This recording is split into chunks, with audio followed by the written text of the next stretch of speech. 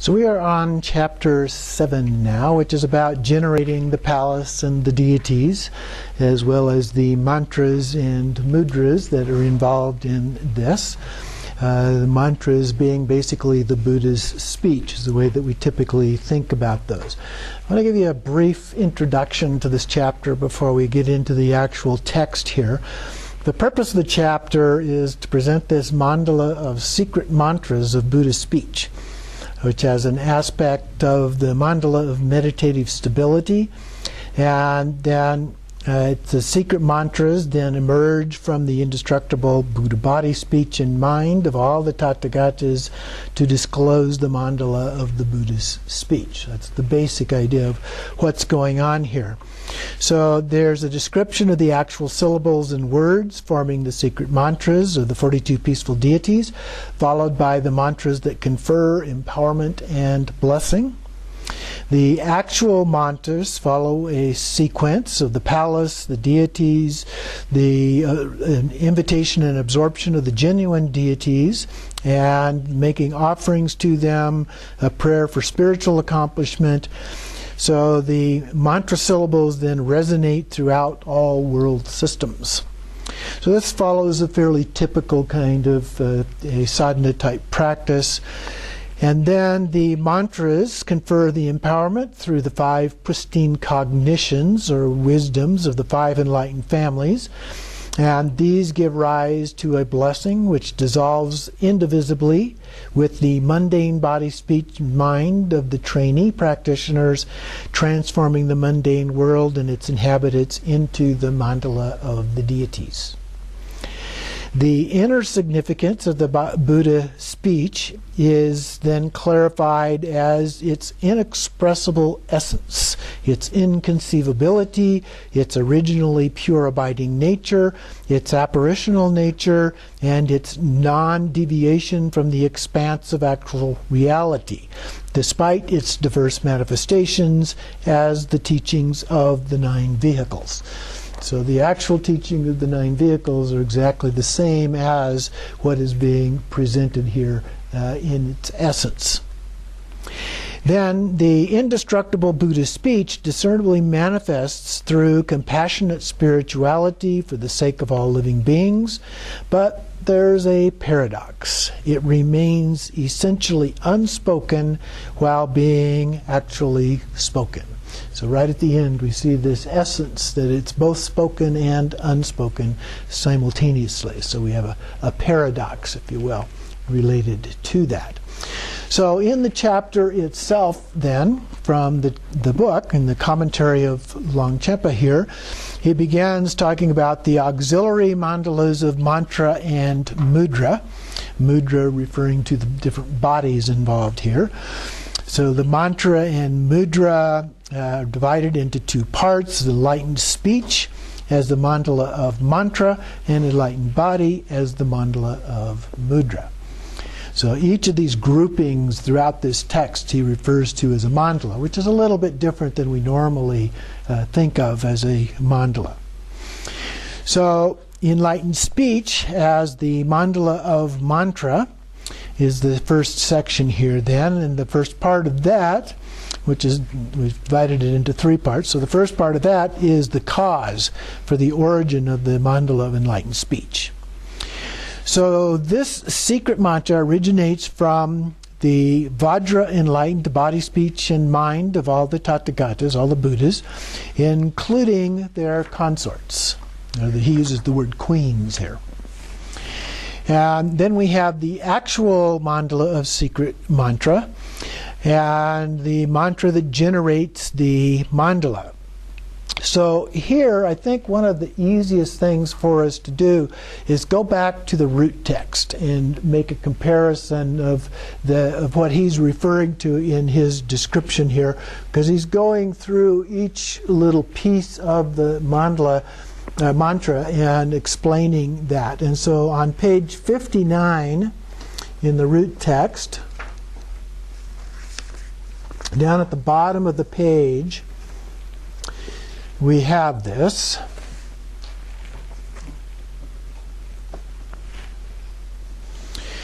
So in the italics at the bottom of the page, we have Drum Bisho Bishude.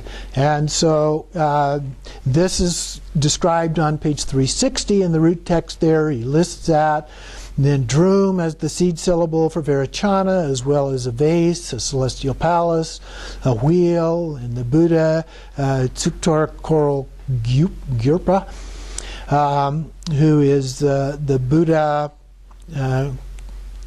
at the wheel of the crown here, at the aperture located right there. The celestial palace is generated upon the wheel of wisdom, and the palace itself is the nature of Vairochana. Since a vase is also a celestial palace, it is generated by Drum. So Drum is the celestial palace, or generates the celestial palace. On the top of the next page, externally, Drum is the palace of the deities. Internally, it is the seed syllable of all of the deities, and secretly, the lotus of the consort. So all of those are a part of that. Then in the paragraph below the quote, it says, Bisho means varieties, Bishude means naturally pure. So this space is said to be the place where the Buddha abides, indicated here by the celestial palace. So then we have generating the supported deity. And so here there are the mantras for each of the 5 male-female Buddha families, such as Hung, Benzer, Dirk, and so forth. And so the males start with the syllables Om, Hong, So, Hong, Ha. And so if we move to page 59, flipping back to that page, you will see that following the Drum Bisho Bishude, we have Hong Benzer Dirk, Om Zina Zik, So Ratna Dirk Drik, Ong Aro Lik, and Ha Trajna Drik. And so those were the beginnings, the Hung, Om, So, Ong, and Ha, that were mentioned in the other part of the text. So those 5 are the mantras of the 5 male deities. Okay? Those are then followed, the next 5, starting with the Moom, Lam, Mam, Pam, and Tam, are the mantras for the female deities. Okay? So those are the first parts there. And so he mentions at the bottom of 361 the Benzer Drek, or Drek, indicates the deity's intrinsic nature, and Benzer means Vajra. I think it's pronounced in a variety of different ways in Tibetan. And then it's indivisible emptiness and appearance. The Drik or Drek means Akshobhya. And then the Zina Dzik is similar. And then Ratna means precious. Drik means to hold. And beings are granted whatever they desire. And then we have that represents Ratnasambhava. Aro Lik being impassioned for those who are to be tamed, so that's Amitabha. And then Trajna Drik is holding varieties of prajna for the purpose of those to be tamed, so that's Amoghasiddhi. So you can see through, he's given the definition or the explanation of each of these mantras, as well as then linking it to the appropriate deity of the 5 Buddha families as a part of that. And then he goes through in the next paragraph and does the same thing for the female deities. We already looked at those in the root text. So we have the Mum, Lam, Mam, Pam, Tam that start each of those. And then the other parts of them vary a little bit from that. So for example, we have Mum Datishori, and representing Akasha Vishvari, Akasha Vishvari, who's white Tara, some label it as white Tara. Lam de Karati, the female minister of all Buddhas, Lochana, Moharati is taking care of sentient beings, or Mamaki. Pam Ragarati is having never been sullied with the stain of faults, which is Pandara Vishani, although oftentimes just called Pandara. And then Tam Benzurati is liberating sentient beings from samsara, which is Samayatara, or green Tara. Okay? So you can see again how those things all fit together. The next paragraph then are the mantras of the male and female sattvas of enlightened mind. And so the first 8 or 9 lines are for the males, starting with Ching, Trang, Ring, and Zing. And so if you switch back again to page 59, at the very bottom of the page, you have those for the 5 male sattvas, the Ching, Trang, Ring, and Zing, that are listed there. And then we have on the top of page 61, we have the 4 female sattvas. The male sattvas relate to mind, and then the 4 female sattvas related to mind. So we go through mind, speech for these, but these are the ones related to the mind. So the Hong, Tram, Hri, and Ah are the 4 female sattvas. And so then if we go back to 362, he goes through each of those, identifies who they are, what they were related to, and so forth. And then the next paragraph, starting with the word third at the bottom of the page, the mantras of the male-female sattvas of enlightened speech. So all of these are related to speech. So first we have the males, and those seed syllables, Me, Tilam, Hong, and Mum. And he explains each of those. I won't go through the detail on all of these. And then at the top of the next page on the 3rd line, we have the 4 consorts. And so again, the same thing with the listing of each of those as well as a definition for them. And then the next paragraph, starting with the word 4th, we have the mantras of the male-female gatekeepers. Hong, Hong, Hong, Hong. And so if you look back at the root text on page 61 now, you will see that we've gone through the 4 male sattvas of speech and their consorts. So the 3rd and 4th line were the 4 male sattvas of speech, starting with Me, and then the line starting with Za, the 2 lines starting with Za are the female sattvas of speech. And then we have the 4 male gatekeepers that start with the syllables Hong, Hong, Hong, Hong. Okay? And then, following that, we have the 4 female gatekeepers. And those are a little bit longer. So it starts with the Om Maha Benzra Daro Mama Trudi Shori Zolani Hong Pe. So those are much longer mantras for each of those. So there's 1 for each line there. So those 4 lines represent the 4 female gatekeepers. Okay? So then going back to page 363 then, the next paragraph, starting with the word 5th, we have the mantras for the male-female Samattabhadra. Again, we have Hong, Hong, Hong for the males, and Ah, Ah, Ah for the females. So if we look back on page 61 here, we have Hong, Hong, Hong, Benza Titi Hong, and then Ah, Ah, Ah, Benza Bhadra Samata Ah. So those are the mantras for Samattabhadra and Samattabhadri. And he explains each of those, the meaning of each of those. The next paragraph begins with the word 6th. These are the mantras of the 6 sages, beginning with Om. So on page 61, we see Om, Muni Trang Soha, and so forth. Each one begins with Om.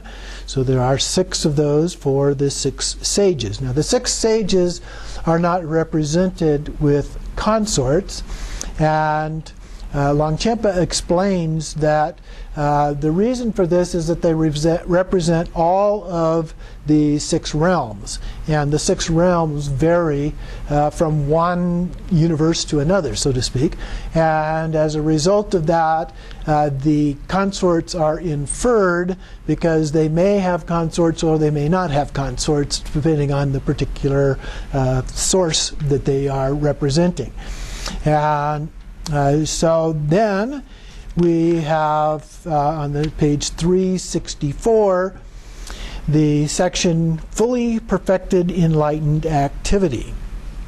So here then we have the mantra for all accomplishing activity, and that one is listed here, Om Hayai Bhagavan Maha Karunika Dishya Ho Samaya Tom. That's a little bit different than is the one that we have in the sadhana that we are using, but you can see the connection there, followed by Za Hong Bam Ho. And so if we look back again at the root text on page 61, you can see that 4 lines up from the bottom of that section. So there is, that represents the all-accomplishing activity, which is done through invoking and dissolving, and including the Za Hong Bam Ho. And then on the next line, and going back to page 364, paragraph beginning second, the mantra for tossing the flower of awareness. And it's customary, particularly when there's an empowerment, to onto the mandala, represented either with the sand mandala, sometimes a painted mandala, or in some cases a printed mandala, and we toss a flower, usually over our shoulder, to land on that to represent which realm of the deity, the 5 Buddha families that is represented, and that will be our family for our practice. And so here, for the tossing of that, we have Om Ahong Soha, representing the 5 families and the 5 wisdoms, and the syllables Ba, Za, Sa, Ma, Ya, pronounced individually, that goes through, and he's got then the specific mantra associated with each one of those. So if you look back again on page 61, you will see those listed here for the tossing the flower of awareness. So Om Ahong Soha, and then followed by Ba Ba Ba Ba Ba, Za Za Za Za Za, and so forth through the remainder of that, ending with Om Ahong Soha.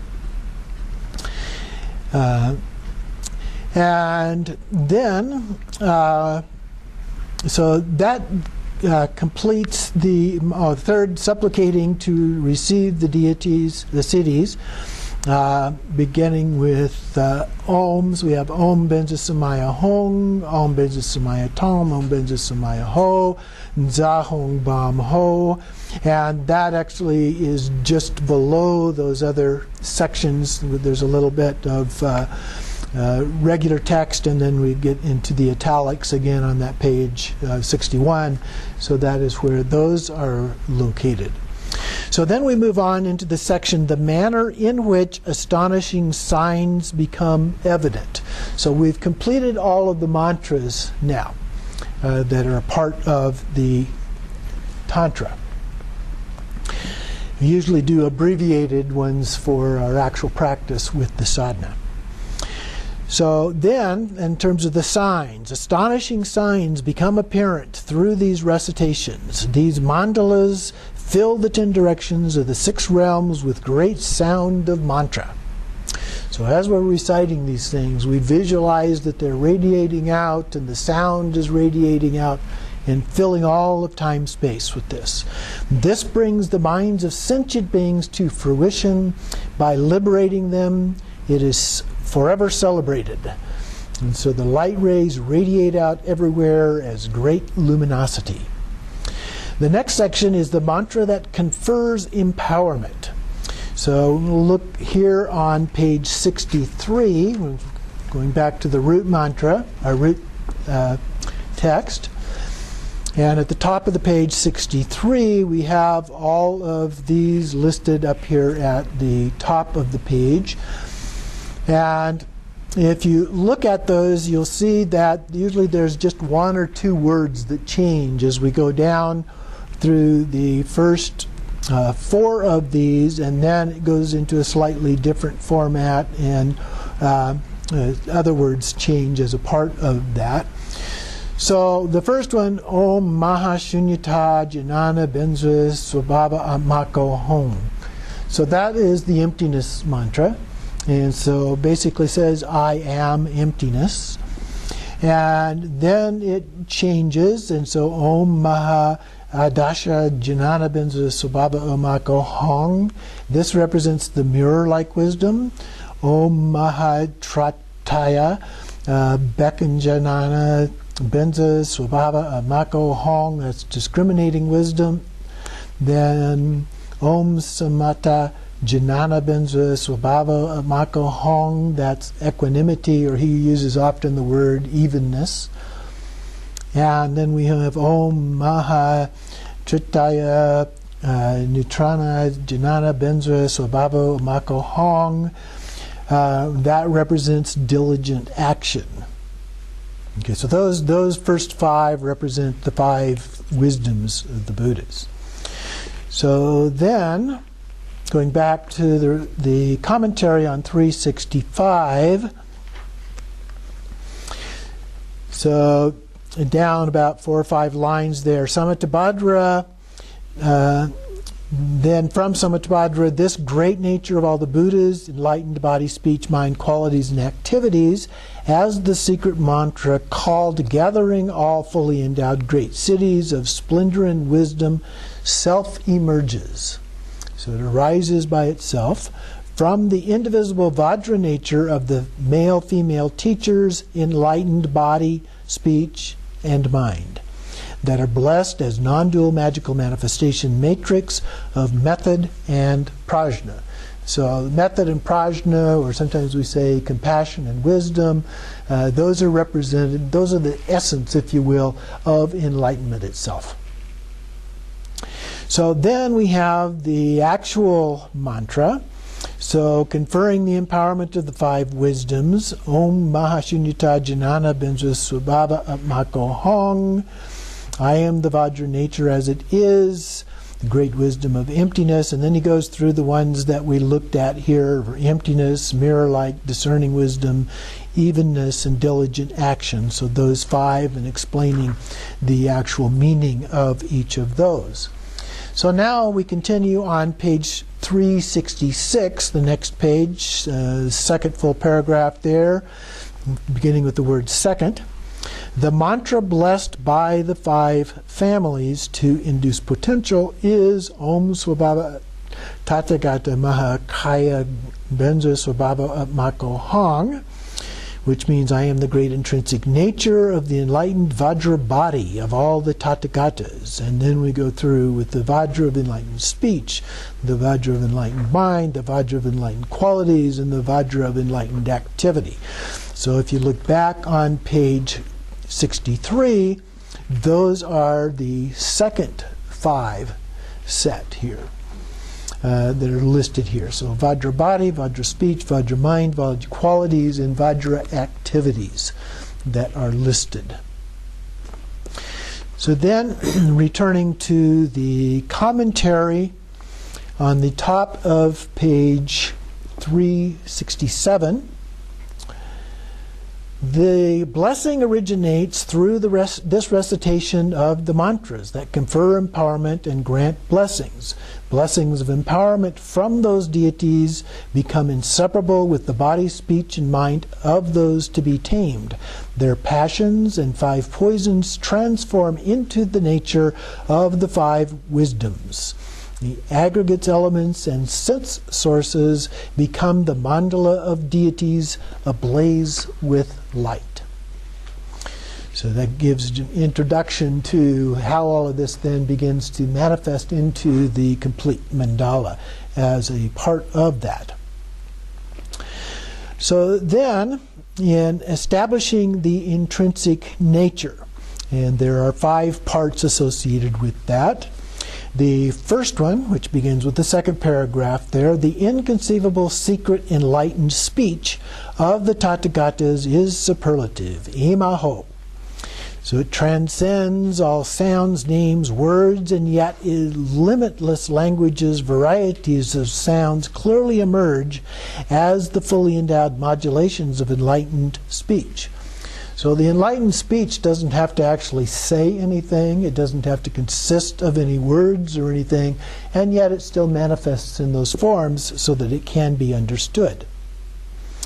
Second, then, next paragraph, since each word of the Buddha's speech is adorned with the 60 branches of modulations, it is a sacred mandala. The voice of Brahma, the symbols, the song, the kalapinga bird, the thunder, Vina, each of these has different qualities, which are then listed, followed by 10 characteristics, each of which are also then listed there.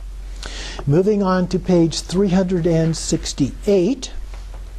This can be heard pervading everywhere, understood according to the individual and their languages, words, and names.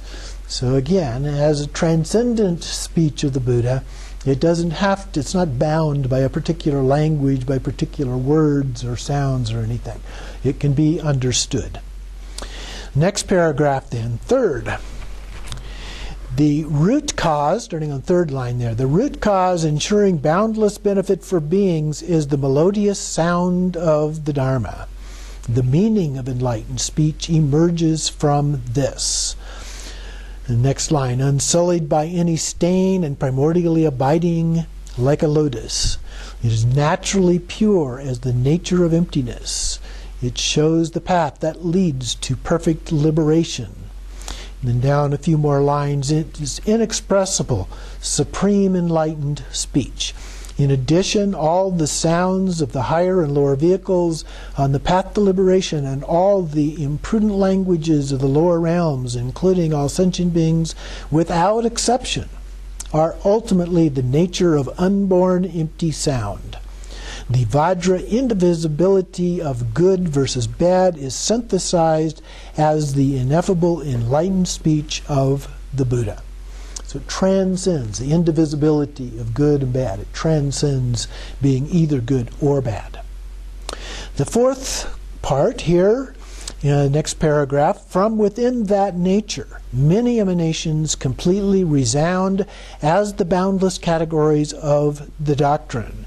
A couple lines down, it is taught according to the phenomena of those to be tamed.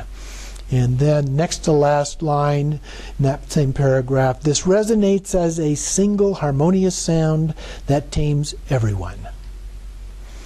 And then moving on to the top of 369, the second line, through this soul speech of the Tathagatas, every teaching will be comprehended by sentient beings according to their individual intentions. And then skipping below the quotation, even though ultimately the Buddha never spoke, the teachings appear in this way by the power of compassion due to the profound dependent arising of the nature of blessings. So they spontaneously arise so that they can be understood. And then fifth, which is also divided into 3 more parts. The first of those, the inconceivable higher and lower vehicles appear as though they were taught, yet except for the nature of phenomena, just as it is, nothing is taught. So again, it is transcendent and it emerges spontaneously. The second part of the fifth category is in the middle of 370. Second, From within compassion, the way enlightened Vajra speech appears to beings is what is meant by the subject of the fundamental nature being without syllables and the expression of words appearing as enlightened speech. Although this is heard by beings, not even a single independently existing word originates from the tip of the Buddha's tongue. So again, he doesn't have to speak, but it automatically and spontaneously emerges. A couple lines down, the many varieties of words and their meanings are clearly present and heard according to the individual aspirations of those beings to be tamed. So we can hear them, and it fits with the meaning that we need at that particular time. Which I suppose in some ways explains why when you read a text one time it has a certain understanding, then you reread it later on and all of a sudden you get a slightly different understanding from that. The third category then in the fifth part, although nothing was ever taught, the perception of the doctrine comes from the Buddha's compassion and the aspirations of sentient beings, and the meanings are heard, because this originally unborn is supreme Vajra speech. And a few more lines down, although it never departs from being within the space of the nature, it is self-occurring, like the sound of an echo that does not exist in the person, the rock, or the void between them. So that concludes Chapter 7 and the overall description of the different mantras involved, the meaning, and how all of that then manifests.